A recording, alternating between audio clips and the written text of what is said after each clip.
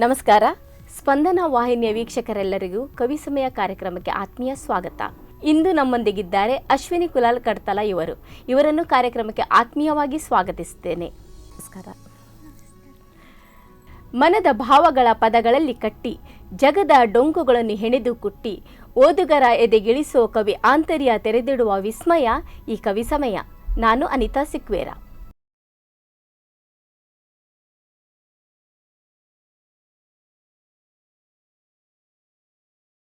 ಅಶ್ವಿನಿ ಅವರೇ, ಕಾರ್ಯಕ್ರಮದ ಮೊದಲಿಗೆ ನಿಮ್ಮದೊಂದು ಕಿರು ಪರಿಚಯವನ್ನು ಮಾಡಿಕೊಡಿ ನಮ್ಮ ವೀಕ್ಷಕರಿಗಾಗಿ.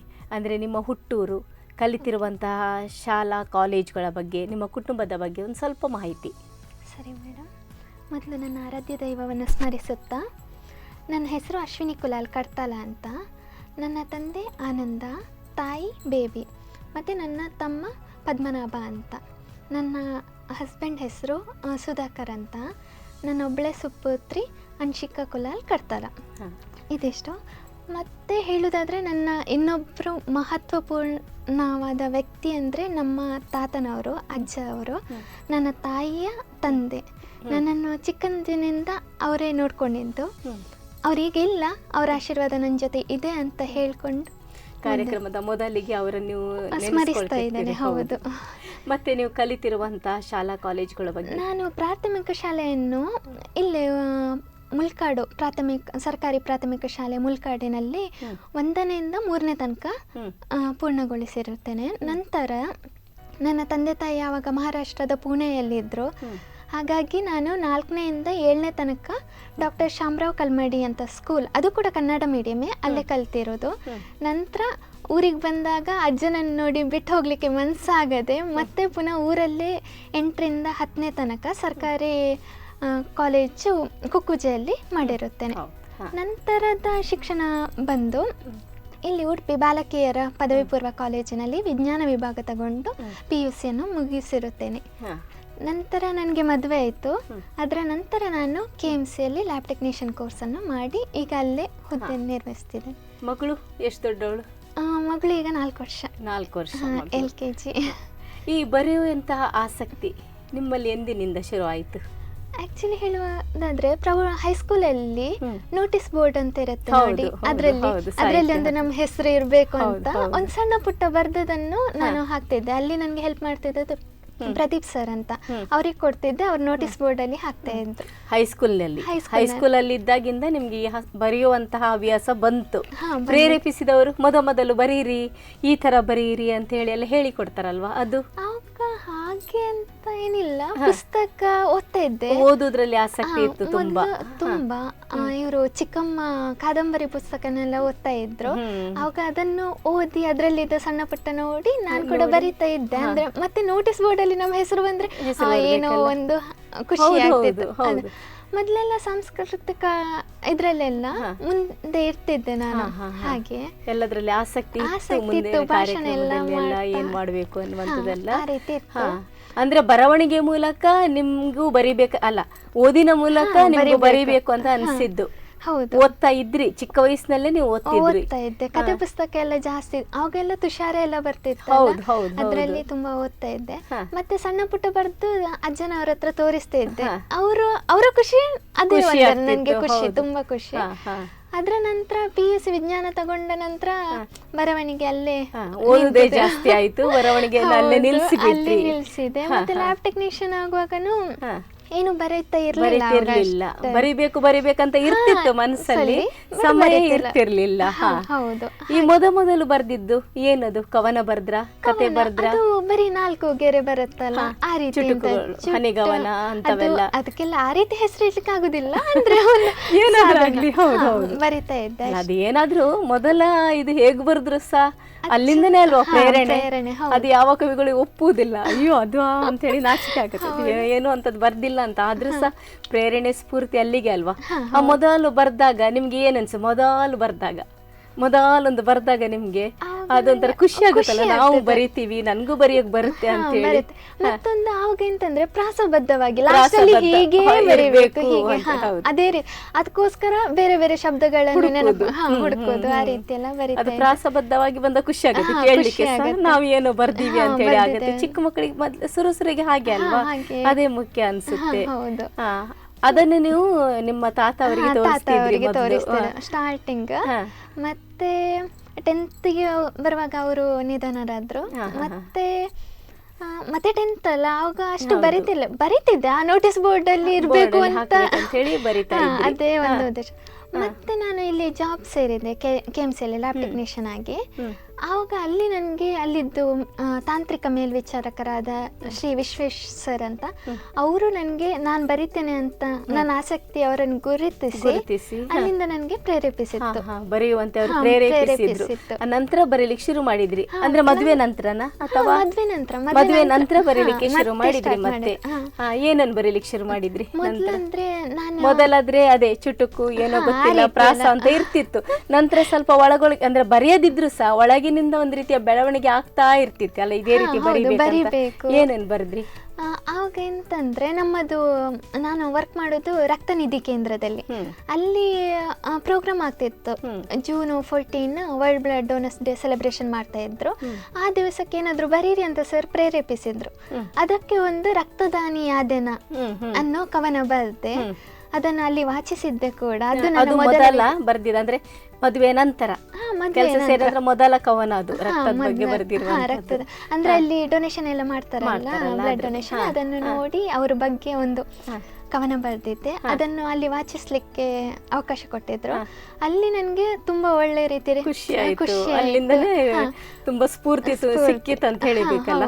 ಅದು ನನ್ನ ಮೊದಲ ವಾಚನ, ಆಕ್ಚುಲಿ ಮೊದಲ ಬರವಣಿಗೆ ಮೊದಲ ವಾಚನ ಅನ್ಬೋದು. ಅಂದ್ರೆ ಮೊದಲ ಚಿಕ್ಕವಳಿಗಿಂತ ನಂತರದ್ದು ಮೊದಲು ಬರೆದ್ರಿ, ಅದೇ ವಾಚನ ಮಾಡ್ಲಿಕ್ಕೆ ಸಿಕ್ತು. ಜೊತೆಯಲ್ಲಿ ಪ್ರೇರಣೆ ಸಹ ಸಿಕ್ತು ನಿಮ್ಗೆ. ಯಾಕಂದ್ರೆ ನಾವು 4 ಜನ ಅದು ಮೆಚ್ಚಿದ್ರು, ಇಷ್ಟಪಟ್ರು ಅಂದಾಗ ತುಂಬಾ ತುಂಬಾ ಹುಟ್ಟಿಕೊಂಡಿರ್ತವೆ ಕವನಗಳು ಸಹ ಬರಿಬೇಕಂತ. ಫುಲ್ ಖುಷಿಯಾಗಿತ್ತು. ಎಲ್ಲ ರಕ್ತದಾನಿಗಳೆಲ್ಲ ಪ್ರೇರೇಪಿಸಿದ್ರು ಚೆನ್ನಾಗಿದೆ ಅಂತ ಹೇಳಿ. ಅದರ ನಂತರ ನಮ್ಮೂರಲ್ಲೇ ಕ್ಯಾಂಪ್ ಆಯ್ತು, ಬ್ಲಡ್ ಡೊನೇಷನ್ ಕ್ಯಾಂಪ್ ಆಯ್ತು. ಅವಾಗ ಅದೇ ಕವನವನ್ನ ನಾನು ಇಲ್ಲಿ ಓದ್ಲಿಕ್ಕೆ ಅವನು ನನ್ನ ತಮ್ಮನಾದ ದೀಪಕ್ ಕಾಮತ್ ಎಲ್ಲಾರೆ ಅಂತ, ಅವನಂತರ ನನಗೆ ಸ್ವಂತ ತಮ್ಮ ತರನೇ, ಸ್ವಂತ ಅಲ್ಲದಿದ್ರು. ಅಲ್ಲಿ ಅವನು ನನಗೆ ಹೇಳಿದ್ದ, ಅಕ್ಕ ಕವನ ಓದಿ ಅಂತ. ಮತ್ತೆ ನಾನು ಅವಾಗ ಮ್ಯಾಟರ್ನಿಟಿ ಲೀವಲ್ಲಿ ಇದ್ದೆ. ಅಲ್ಲಿಂದ ಮನೆಯಿಂದ ಬಂದು ಆ ಪ್ರೋಗ್ರಾಮ್ನಲ್ಲಿ ಭಾಗವಹಿಸಿ ಕವನ ಓದಿದ್ದೆ. ಅಲ್ಲಿ ಅಂದರೆ ನಮ್ಮೂರಲ್ಲಿ ಗೊತ್ತಾಯಿತು ನಾನು ಕವನ ಬರಿತೇನೆ, ಕವಿತೆ ಬರಿತೇನೆ ಅಂತ ಎಲ್ಲ. ಅಲ್ಲಿಂದ ನಂತರ ನನಗೊಂದು ಇದು ಆದಿಗ್ರಾಮೋತ್ಸವದಲ್ಲಿ ಒಬ್ರು ನನ್ನನ್ನು ಗುರುತಿಸಿ, ಇನ್ನೊಬ್ರು ಶೇಖರ್ ಸರ್, ಡಾಕ್ಟರ್ ಶೇಖರ್ ಅಜಕರ್ ಅಂತ, ಅವರಿಗೆ ನನ್ನನ್ನು ಪರಿಚಯ ಮಾಡಿಕೊಟ್ಟವರು ಶೇಖರ್ ಕಡ್ತಾಲ ಅಂತ. ಅದರ ನಂತರ ನನಗೆ ಕಡ್ತಾಲದಲ್ಲಿ ಆದ ಆದಿಗ್ರಾಮೋತ್ಸವದಲ್ಲಿ ಕವಿಗೋಷ್ಠಿಯಲ್ಲಿ ಮೊದಲ ಅವಕಾಶ ಸಿಕ್ತು. ಹೌದು. ಒಟ್ಟಿನಲ್ಲಿ ನೋಡಿ, ಅಲ್ಲೂ ಸಹ ನಿಮ್ಗೆ ಒಂದು ಸಾಹಿತ್ಯಕ್ಕೆ ಒಂದು ಪ್ರೇರಣೆ ಸಿಕ್ಕಿರುವಂತ. ಅಂದ್ರೆ ಕೆಲಸ ಲ್ಯಾಬ್ ಟೆಕ್ನಿಷಿಯನ್ ಅಂದ್ರೆ ಅಲ್ಲಿ ಇರುವಂತ ವಿಷಯಗಳೇ ಬೇರೆ ಇರುತ್ತೆ. ಸಾಮಾನ್ಯ ಸಾಹಿತ್ಯ ಕ್ಷೇತ್ರ, ಶಿಕ್ಷಣ ಇದ್ರಲ್ಲೆಲ್ಲ ಏನಿರುತ್ತೆ, ಕವಿಗಳು ಬರೆಯೋರು ಅಂದ್ರೆ ಒಂದು ರೀತಿ ಅಲ್ಲಿ ಅಂದ್ರೆ ಸಿಗುತ್ತೆ ಅವರಿಗೆ ಅವಕಾಶಗಳು ಅಂತ. ಇಲ್ಲಿ ನಿಮ್ಗೆ ವಿಶೇಷವಾಗಿ ಸಿಕ್ಕಿರುವಂತದ್ದು ಅಲ್ವಾ? ವಿಶೇಷ ಅದು ತುಂಬಾ. ಅಲ್ಲಿ ಅವರು ಒಂದು ಕಾರ್ಯಕ್ರಮಕ್ಕೆ ನಿಮ್ಮನ್ನು ಆಹ್ವಾನಿಸಿದ್ದು, ಅದು ಇಷ್ಟಪಟ್ಟಿದ್ದು, ನಂತರ ಮುಂದುವರಿಸಿಕೊಂಡು ಹೋಗಿರುವಂತದ್ದು. ನಂತರ ದಿನಗಳಲ್ಲಿ ಮತ್ತೆ ಹೇಗೆ ಮುಂದುವರಿಸಿದ್ರಿ? ಕವನಗಳೇ ಬರೀಲಿಕ್ಕೆ ಶುರು ಮಾಡಿದ್ರ ಅಥವಾ ಬೇರೆ ಬೇರೆ ಪ್ರಕಾರಗಳಲ್ಲಿ ಬರೀಲಿಕ್ಕೆ ಶುರು ಮಾಡಿದ್ರ? ಹೇಗೆ? ಕತೆ ಬರೆಯೋದು ತುಂಬಾ ಇಷ್ಟ ಇತ್ತು. ಯಾವಾಗ ಕವಿಗೋಷ್ಠಿ ಸ್ಟಾರ್ಟ್ ಮಾಡಿದ್ನೋ ಅಲ್ಲಿಂದ ನಂತರ ನಾನು ಕವನಗಳನ್ನು ಕೂಡ ಬರೀಲಿಕ್ಕೆ ಶುರು ಮಾಡಿದ್ರಿ. ಕತೆಗಳು ಸಹ ಮೊದಲು ಬರೀತಿದ್ರಿ ಅದೇ ಸಮಯದಲ್ಲಿ? ಕತೆಗಳನ್ನು ಬರೀತಿದ್ರಿ, ಕವನಗಳನ್ನು ಸಹ ಬರೀತಾ ಇದ್ರಿ. ತುಂಬಾ ಕವಿಗೋಷ್ಠಿಗಳಲ್ಲಿ ಭಾಗವಹಿಸಿದ್ರಿ ನಂತರ ದಿನಗಳಲ್ಲೆಲ್ಲ? ತುಂಬಾ ಕವಿಗೋಷ್ಠಿಗಳಲ್ಲಿ ಭಾಗವಹಿಸಿದ್ರಿ. ಮತ್ತೆ ಪತ್ರಿಕೆಗಳಿಗೆಲ್ಲ ಕಳಿಸುವಂತದ್ದು? ನನ್ನದು ಮೊದಲ ಪತ್ರಿಕೆ ಅಂದ್ರೆ ಜನಬಿಂಬ ವಾರ ಪತ್ರಿಕೆ ಆಯ್ತು, ಕಾರ್ಕಳ ಸೈಡ್ ಅಲ್ಲಿ. ಅದರಲ್ಲಿ ದೇವರಾಜ ಸರ್ ಅಂತ, ದೇವರಾಯ ಸರ್ ಅವರು ಮೊದಲು ನನ್ನದು June 15, 2018ರಲ್ಲಿ ಬಾಳಲ್ಲಿ ಮಗಳಿಂದ ಬದುಕೆಂಬ ಜ್ಯೋತಿ ಅಂತ ಒಂದು ಕತೆ ಪ್ರಕಟವಾಗಿತ್ತು. ಆವಾಗ ನನಗೆ ಮಗಳು ಹುಟ್ಟಿರ್ಲಿಲ್ಲ, ಒಂದು ಕಲ್ಪನೆ, ಮಗಳು ಅಂದ್ರೆ ತುಂಬಾ ಇಷ್ಟ, ಆ ರೀತಿ ಒಂದು ಕಲ್ಪನೆಯಲ್ಲಿ ಬರ್ದಿದ್ದೆ ಅದು. ಮತ್ತೆ ನಾನು ಪ್ರತಿಲಿಪಿಯಲ್ಲಿ ಹಾಕ್ತಾ ಇದ್ದೆ. ಯಾವಾಗ್ಲೂ ಬರಿತಾ ಇರ್ತೀರಿ? ಮೊದಲು ಈಗ ಒಂದು ಸ್ವಲ್ಪ ಗ್ಯಾಪ್ ಆಯ್ತು, ಹಾ, ಹಾ. ಆದ್ರೆ ಅದರಲ್ಲಿ ಹಾಕ್ತೇನೆ. ಹಾಕ್ತಾ ಇದ್ದೀರಿ ಈಗ ಅದ್ರಲ್ಲಿ ಪ್ರತಿಲಿಪಿ ಸಹ. ನನಗೆ ತುಂಬಾ ದೊಡ್ಡ ವೇದಿಕೆ. ತುಂಬಾ ಕತೆ ಕವನಗಳು ಇದಾವೆ ಈಗ ಬರೆದಿರುವಂತದ್ದು. ಸಾಧಾರಣ ಮಟ್ಟಿಗೆ ಇದೆ. ಯಾವಾಗ್ಲೂ ಬರೀತಾ ಇರ್ತಾರ?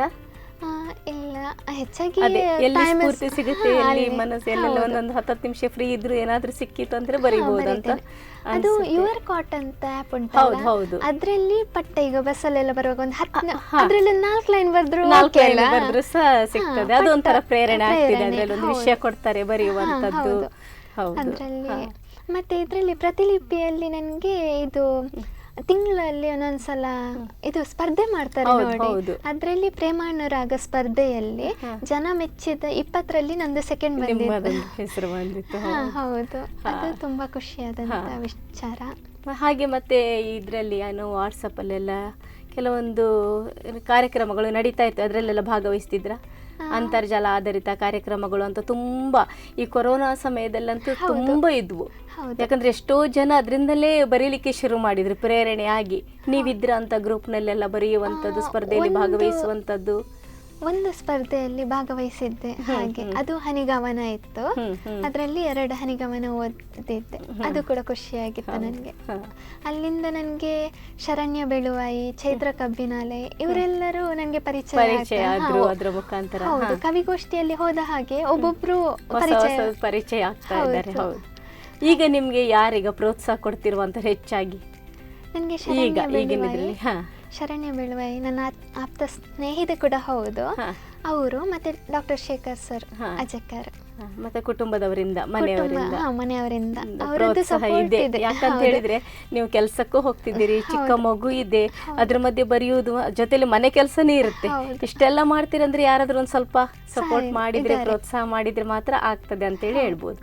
ನನ್ನ ಹಸ್ಬೆಂಡ್ ಸಪೋರ್ಟ್ ಇದ್ದಾರೆ. ಅಂದ್ರೆ ಮದುವೆ ಆದ ನಂತರ ಅವರೇ ಕಲಿಸಿದ್ದು ನಂಗೆ.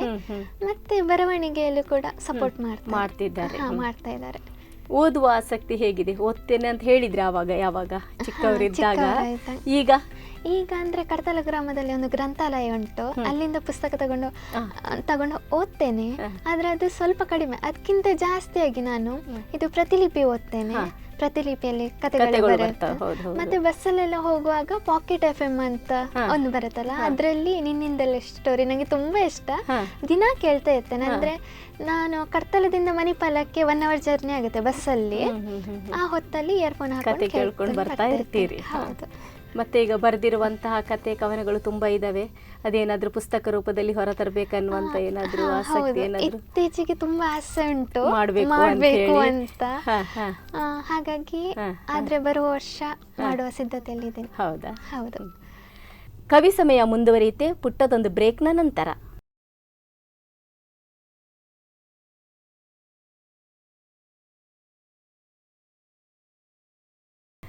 ಕವಿ ಸಮಯಕ್ಕೆ ಮತ್ತೆ ಸ್ವಾಗತ.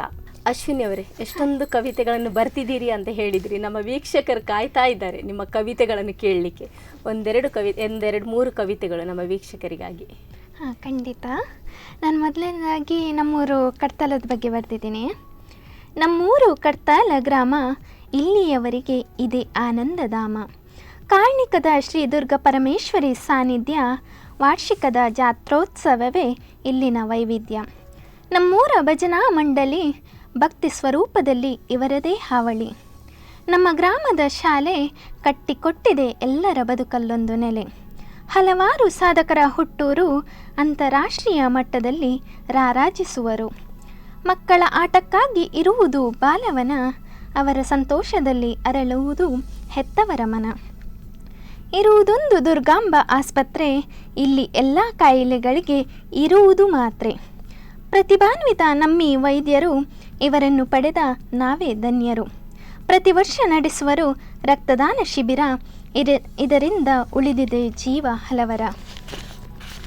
ಇರುವುದಿಲ್ಲಿ ಹಲವಾರು ಅಂಗಡಿಗಳು, ಸಿಗುವುದಿಲ್ಲಿ ಎಲ್ಲ ರೀತಿಯ ಸಾಮಗ್ರಿಗಳು. ಪ್ರತಿಭಾನ್ವಿತ ಛಾಯಾಗ್ರಾಹಕ ಮತ್ತು ಕ್ಷೌರಿಕರು, ಕಲಾಕೃತಿಯ ಅಕ್ಕಸಾಲಿಗರು ಮತ್ತು ಸೌಂದರ್ಯವರ್ಧಕರು. ಜನರಿಂದ ಗ್ರಾಮ ಪಂಚಾಯಿತಿ ನಿರ್ಮಿಸಲ್ಪಟ್ಟಿದೆ, ಇದರಿಂದ ಗ್ರಾಮಕ್ಕೆ ಗಾಂಧಿ ಪುರಸ್ಕಾರ ಸಿಗಲ್ಪಟ್ಟಿದೆ. ಹೇಳಲು ಹೋದರೆ ಬಹಳಷ್ಟು ಉಂಟು, ಹೇಳುತ್ತಾ ಕುಳಿತರೆ ಈಗ ಸಮಯ ಎಲ್ಲುಂಟು. 2 ನಿಮಿಷದಲ್ಲಿ ನಿಮ್ಮ ಊರು ಹೇಗಿದೆ ಅಂತೇಳಿ ಸಂಪೂರ್ಣವಾಗಿ ಮಾಹಿತಿಯನ್ನು ಕೊಟ್ಬಿಟ್ರಿ. ತುಂಬ ಚೆನ್ನಾಗಿದೆ. ಮುಂದಿನ ಕವಿತೆ ಓದಿ.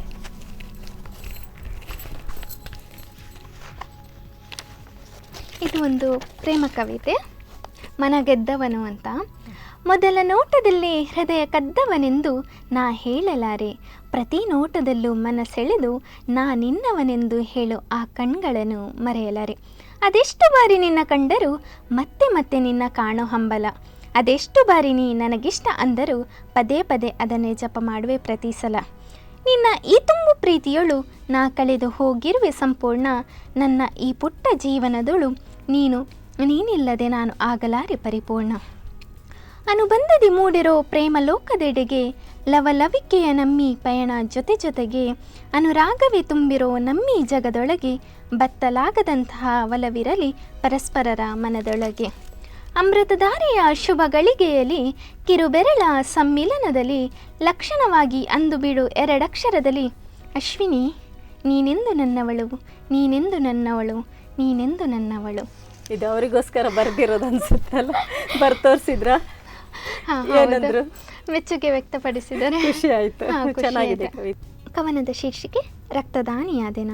ಸೊಕ್ಕಿದ ಮನುಷ್ಯ ನಾನು, ಗಟ್ಟಿ ಮುಟ್ಟಿದ್ದಾಗ ಮಾತಾಡಿಸಲಿಲ್ಲ ಕೆಲ ವರ್ಗದವರನ್ನು. ಜಂಬದ ಕೋಳಿಯಾಗಿದ್ದೆ ಯೌವನದಲ್ಲಿ, ಓಡಿಸುತ್ತಿದ್ದೆ ರಾಯಲ್ ಎನ್ಫೀಲ್ಡನ್ನು. ಶೋಕಿಗಾಗಿ ಹಿಡಿದುಕೊಂಡೆನು ಕೈಯಲ್ಲಿ ರಕ್ಷಾ ಕವಚವಾದ ಹೆಲ್ಮೆಟ್ಟನ್ನು. ಕಿವಿಗೆ ಸಿಕ್ಕಿಸಿಕೊಂಡಿದ್ದೆ ಇಯರ್ಫೋನನ್ನು, ಕೇಳುತ್ತಿದ್ದೆ ಅದರಲ್ಲಿ ಡಿಜೆ ಸಾಂಗನ್ನು. ತಿಳಿಯದಾಯಿತು ವಾಹನದ ಹಾರ್ನನ್ನು, ಗುದ್ದಿ ಬಿಟ್ಟಿತು ಬೈಕ್ ಲಾರಿಯನ್ನು.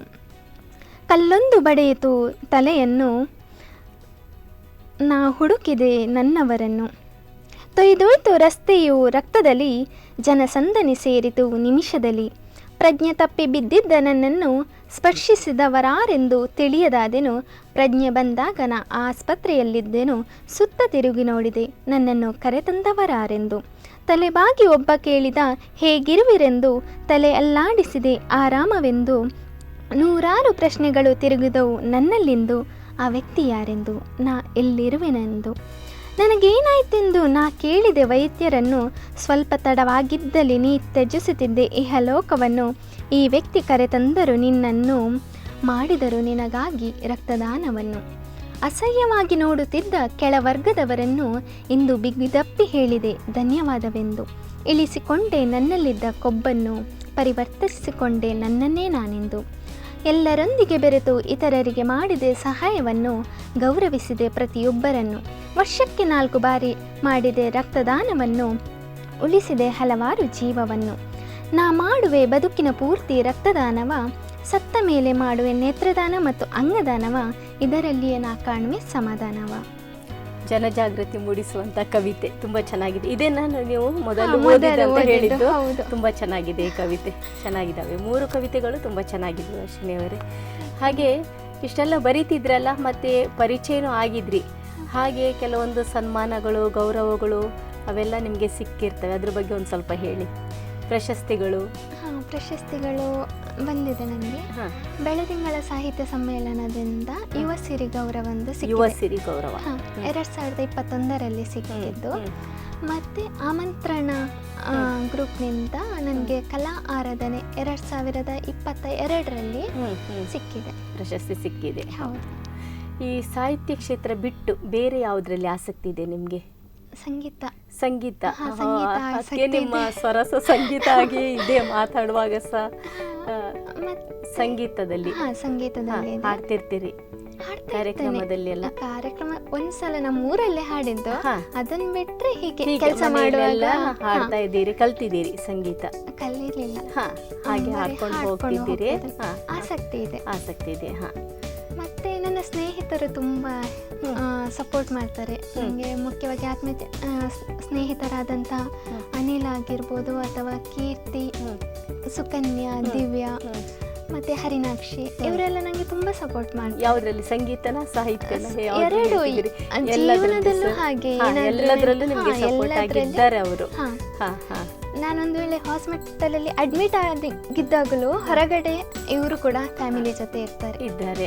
ಸಪೋರ್ಟ್ ನನ್ನ ಡೆಲಿವರಿ ಟೈಮ್ ಆಗಿರ್ಬೋದು, ಬೇರೆ ಒಂದ್ಸಲ ಅನಾರೋಗ್ಯದ ಟೈಮಲ್ಲೂ ಹಾಗೆ ಇದ್ದಾರೆ ಸ್ನೇಹಿತರು. ಇದ್ದಾರೆ. ತುಂಬ ಖುಷಿಯ ವಿಷಯ ಇದು. ಹಾಗೆ ಎಲ್ಲ ಸಪೋರ್ಟ್ ಮಾಡ್ತಾರೆ. ಮತ್ತು ಕೊರೋನಾ ಟೈಮಲ್ಲಿ ಲಾಕ್ಡೌನ್ ಟೈಮಲ್ಲಿ ನಾವು ರೆಕಾರ್ಡಿಂಗ್ ಅಂತ ಮಾಡ್ತಿದ್ವಿ, ವಾಯ್ಸ್ ರೆಕಾರ್ಡಿಂಗ್. ಹಾ. ಅದರಲ್ಲಿ ನಾನು ವಾಯ್ಸ್ ಕೊಡ್ತಾ ಇದ್ದೆ, ಮತ್ತು ಶ್ವೇತಾ ಅಂತ ಇದ್ದಾಳೆ, ಅವಳು ವಾಯ್ಸ್ ಕೊಡ್ತಾ ಇದ್ಲು. ದೀಪಕ್ಕ ಮತ್ತು ಎಳ್ಳಾರೆ ಅಂತ ಹೇಳಿದೆ, ಮತ್ತು ಶ್ರೀಶಾ ಎಳ್ಳಾರೆ, ಅವರು ತುಂಬ ಎಡಿಟಿಂಗ್ ಎಲ್ಲ ಮಾಡ್ತಾ ಇದ್ರು. ನಾನು ಬರೆದಿರುವ ಕವನಗಳನ್ನು ಧ್ವನಿಯ ಮೂಲಕ ಮತ್ತೆ ಅದನ್ನು ಎಡಿಟಿಂಗ್ ಮಾಡಿ, ಈಗ ವಾಟ್ಸಪ್ ಸ್ಟೇಟಸ್ ಆಗಿರ್ಬೋದು, ಆ ರೀತಿ ಎಲ್ಲ ಮಾಡ್ತಾ ಇದ್ರಿ. ಮತ್ತೆ ಕೊರೋನಾದ ನಂತರ ಸ್ವಲ್ಪ ಬಿಸಿ ಆದ್ರು, ಸ್ವಲ್ಪ ಕಡಿಮೆ ಆಗಿತ್ತು. ಬಟ್ ಈಗ ಮನೋಹರ ಪೂಜಾರಿ ಕರ್ತಾಲ ಅಂತ, ಅಲ್ಲಿ ಅವರು ನನಗೆ ಸಂಗೀತಕ್ಕೆ ತುಂಬ ಪ್ರೇರೇಪಿಸ್ತಾರೆ. ಹೋದ ವರ್ಷ ಅವರಿಂದಾಗಿ ನಾನು ಗಣೇಶೋತ್ಸವದಲ್ಲಿ ಹಾಡಿದ್ದು, ಅವರೇ ತುಂಬ ಪ್ರೇರೇಪಿಸಿ ಹಾಡಿ ಹಾಡಿ ಹಾಡಿ ಅಂತ ಹೇಳಿ ಹಾಡಿದ್ದೆ. ಮತ್ತೆ ಅದರ ನಂತರ ಈಗ ಅಲ್ಲಿ ರೆಕಾರ್ಡಿಂಗ್ ಎಲ್ಲ ಮಾಡ್ತೇವೆ, ವಾಯ್ಸ್ ರೆಕಾರ್ಡಿಂಗ್ ಎಲ್ಲ ಅಲ್ಲಿ. ಅವಾಗೆಲ್ಲ ರೆಕಾರ್ಡ್ ಮಾಡಿದ್ದೆಲ್ಲ ನೀವು ಫೇಸ್ಬುಕ್ಕಲ್ಲೆಲ್ಲ ಹಾಕ್ತಿದ್ರಿ? ಫೇಸ್ಬುಕ್, ಇನ್ಸ್ಟಾದಲ್ಲಿ ವ್ಯಕ್ತಪಡಿಸಿದೆ. ಇದರಲ್ಲಿ ಫೇಸ್ಬುಕ್ಕಲ್ಲಿ ಪಾಂಚಜನ್ಯ ಅಂತ ಒಂದು ಕ್ರಿಯೇಟ್ ಮಾಡಿ ಅದರಲ್ಲಿ ನಾವೆಲ್ಲ ಹಾಕ್ತಾ ಇದ್ರಿ. ಸಂಗೀತದಲ್ಲೂ ಸಹ ಇದ್ದೀರಿ ಹಾಗಾದ್ರೆ. ಸಂಗೀತ ಮತ್ತೆ ಸಾಹಿತ್ಯ ಮತ್ತೆ ಇದು ವಾಯ್ಸ್ ಕೊಡುವಂಥದ್ದು, ಅದು ನನಗೆ ತುಂಬಾ ಇಷ್ಟ. ವಾಯ್ಸ್ ಅದು ಕೂಡ ನಾನೇ ಬರೆದ ಕವನಕ್ಕೆ ವಾಯ್ಸ್ ಕೊಡೋದಂದ್ರೆ ಇನ್ನು ತುಂಬಾ ಇಷ್ಟ. ನಿಜ ಸ್ವರ ಚೆನ್ನಾಗಿದೆ, ಮಾತಾಡುವಾಗ್ಲೂ ಸಂಗೀತದಂತಾನೆ ಕೇಳ್ತಾ ಇದೆ. ಹಾಗೆ ನೀವು ಹಾಡೋದು ಹೇಗಿರುತ್ತೆ ಅಂತ ಕೇಳಬೇಕಂತ ಅನಿಸ್ತಿದೆ, ನಮ್ಮ ವೀಕ್ಷಕರಿಗೂ ಅನಿಸಿರ್ಬೋದು. ಹಾಗಾಗಿ ಒಂದು ಸ್ವಲ್ಪ ಹಾಡನ್ನು ಒಂದು ಸ್ವಲ್ಪ ಹಾಡಿ, ತೊಂದರೆ ಇಲ್ಲ, ಹಾಡಿ ಪ್ರಯತ್ನ ಮಾಡ್ತೇನೆ. ಆಯ್ತು, ಸ್ವಲ್ಪ ಸಾಕು. ನನಗೆ ಯಾವ ಕುಲವ ರಂಗ ಈಗೀಗ ನಾನು ಅಂದರೆ ಕಲಿಬೇಕು ಅಂತ ಹಾಡ್ತಾ ಇರೋದು. ಕರೆಕ್ಟಾಗಿ ಕಲ್ತಿದ್ದೇನೆಲ್ಲ ಗೊತ್ತಿಲ್ಲ, ಆದರೂ ಸ್ವಲ್ಪ ಹಾಡ್ತೇನೆ. ಆವ ಕುಲವೋ ರಂಗ,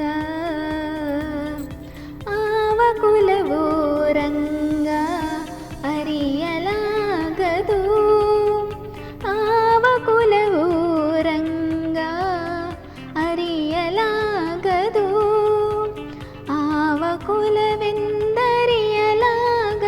ಗೋವ ಕಾಯುವ ಗೊಲ್ಲನಂತೆ ದೇವಲೋಕದ ಪಾರಿಜಾತವು ಹೂವಸತಿಗೆ ತಂದನಂತೆ, ಆವ ಕುಲವೋ ರಂಗ ಅರಿಯಲಾಗದು. ಗೋಕುಲದಲ್ಲಿ ಹುಟ್ಟಿದನಂತೆ ಗೋವುಗಳನ್ನು ಕಾಯ್ದನಂತೆ, ಗೋಕುಲದಲ್ಲಿ ಹುಟ್ಟಿದನಂತೆ ಗೋವುಗಳನ್ನು ಕಾಯ್ದನಂತೆ, ಕೊಳಲನೂದಿ ಮೃಗ ಪಕ್ಷಿಗಳ ಮರಳು ಮಾಡಿದನಂತೆ, ತರಳತನದಿ ಮರಳನಿಗಹಿ ಮರವ ಮುರಿದು ಮತ್ತೆ ಹಾರಿ ತೆರೆದು ಬಾಯೊಳಗಿರೆಳು ಲೋಕವ ಇರಿಸಿ ತಾಯಿಗೆ ತೋರ್ದನಂತೆ. ಅಶ್ವಿನಿ ಅವರೇ, ನಿಜಕ್ಕೂ ನಿಮ್ಮ ಸ್ವರ ತುಂಬ ಮಧುರವಾಗಿದೆ, ಮೈ ಮರೆತು ಬಿಟ್ಟು. ಸಂಗೀತವನ್ನು ನಿಲ್ಲಿಸಬೇಡಿ, ಮುಂದುವರಿಸಿ. ನಿಲ್ಲಿಸಿದನಂತ ಹೇಳಿದ್ರಲ್ಲ, ಅದನ್ನು ಮುಂದುವರಿಸಿ. ಯಾಕಂದರೆ ಎಲ್ಲರಿಗೂ ಒಲಿಯುವುದಿಲ್ಲ ಇವೆಲ್ಲ ಕಲೆಗಳು. ತುಂಬ ಚೆನ್ನಾಗಿದೆ, ನಿಮ್ಮ ಧ್ವನಿ ಸಹ ಚೆನ್ನಾಗಿದೆ, ಹಾಡಿದ್ದು ನನಗೆ ತುಂಬ ಇಷ್ಟ ಆಯಿತು. ಹಾಗೆ ನಮ್ಮ ವೀಕ್ಷಕರಿಗೆ ಕಾರ್ಯಕ್ರಮದಲ್ಲಿ ಏನನ್ನು ಹೇಳಲಿಕ್ಕೆ ಇಷ್ಟಪಡ್ತೀವಿ? ಮೊದಲನೇದಾಗಿ ಹೇಳಬೇಕಂದ್ರೆ, ನಮಗೆ ಬರೀ ಕೆಲಸ ಅಷ್ಟೇ ಅಲ್ಲ, ಜೀವನ ಮತ್ತು ಕೆಲಸ ಅಷ್ಟೇ ಅಲ್ಲ, ನಮ್ಮ ಹತ್ರ ಒಂದು ಪ್ರವೃತ್ತಿ ಅಂತ ಏನಾದರೂ ಬೇಕು. ಪ್ರತಿಯೊಬ್ಬರಿಗೂ ಆ ದೇವರು ಏನಾದರೂ ಒಂದು ಕೊಟ್ಟಿರ್ತಾನೆ. ಅಂದರೆ ಕಲೆ ಆಗಿರ್ಬೋದು, ಸಾಹಿತ್ಯ ಆಗಿರ್ಬೋದು, ಯಾವುದ್ರಲ್ಲಾದರೂ ಅದನ್ನು ನೀವೇ ಗುರುತಿಸ್ಕೊಂಡು ಅದನ್ನು ಮುಂದುವರಿಸಿ. ಅಷ್ಟೇ ಅಲ್ಲ, ಜೀವನದಲ್ಲಿ ಬರೋ ಸಾಕಷ್ಟು ಕಷ್ಟಗಳನ್ನು ನಮ್ಮ ಹತ್ರ ಒಂದು ಪ್ರವೃತ್ತಿ ಅಂತ ಇದ್ದಿದ್ದರೆ ಅದರಲ್ಲಿ ನಾವು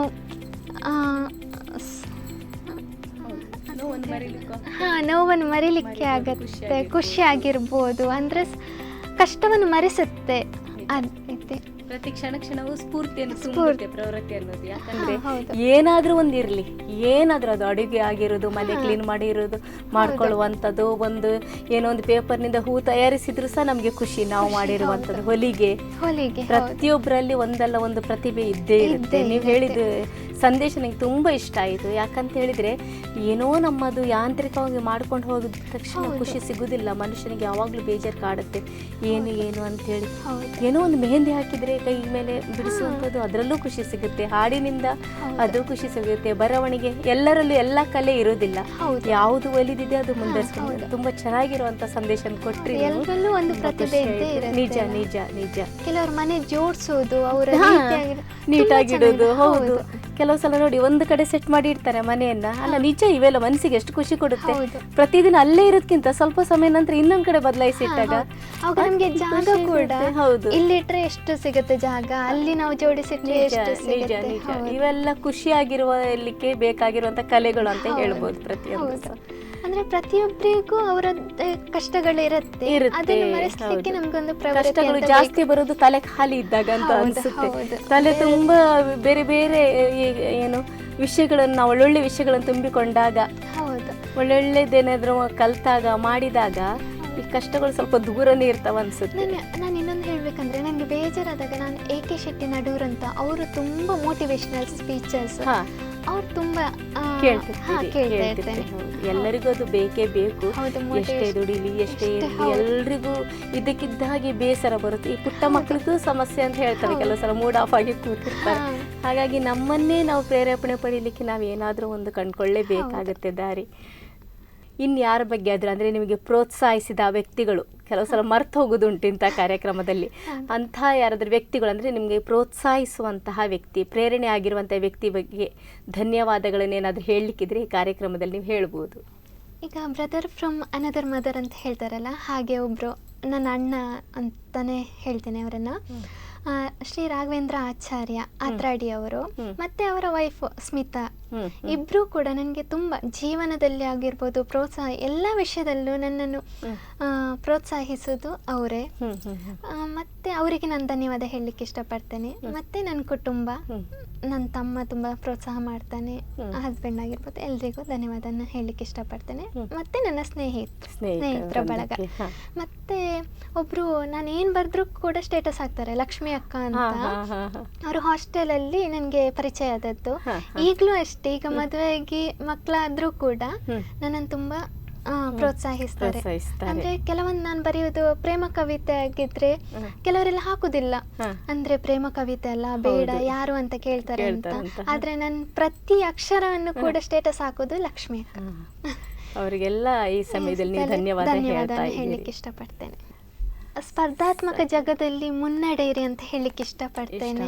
ಕರೆಕ್ಟ್, ಒಳ್ಳೆಯ ಸಂದೇಶವನ್ನು ಕೊಟ್ಟಿದ್ದೀರಿ ಅಶ್ವಿನಿ ಅವರು. ಖುಷಿ ಆಯಿತು ನಿಮ್ಮೊಂದಿಗೆ ಮಾತನಾಡಿ, ಸಮಯ ಹೋಗಿದ್ದೇ ಗೊತ್ತಾಗಿಲ್ಲ. ಹೀಗೆ ನಿಮ್ಮ ಸಾಹಿತ್ಯವನ್ನು ಮುಂದುವರಿಸಿ, ಸಂಗೀತವನ್ನು ಮುಂದುವರಿಸಿಕೊಂಡು ಹೀಗೆ ಖುಷಿಯಾಗಿ ಇರಿ ಅಂತ ಹೇಳಿ ನಾನು ನಿಮ್ಮನ್ನು ಹಾರೈಸ್ತೇನೆ. Thank you madam. ಅವಕಾಶ ಕೊಟ್ಟದ್ದಕ್ಕೆ ಸ್ಪಂದನ ಚಾನಲ್ ಹಾಗೂ ಅನಿತಾ ಮೇಡಮ್ ಅವರಿಗೆ ತುಂಬ ಹೃದಯದ ಹೃತ್ಪೂರ್ವಕ ವಂದನೆಗಳು ಮ್ಯಾಮ್. ಧನ್ಯವಾದಗಳು ಮೇಡಮ್.